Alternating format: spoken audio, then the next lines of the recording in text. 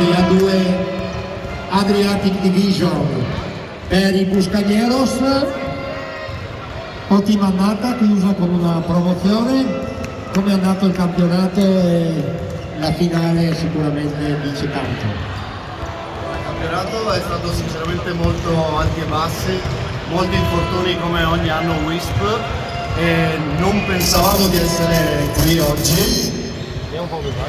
Non pensavamo di essere in finale, abbiamo lottato già in semifinale all'overtime e oggi è andata bene, devo essere sincero, grazie ai miei compagni, grazie a tutti quelli che sono venuti a vedere, è stato bello e si ritorna in A1 dopo solo una stagione.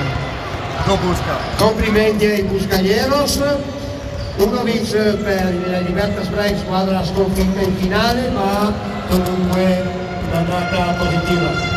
Sì, un'annata positiva, anche per noi tante difficoltà, infortuni, assenze lavorative e altro, però ci siamo divertiti, ci ritroveremo l'anno prossimo e complimenti ai Busca, bravi. Complimenti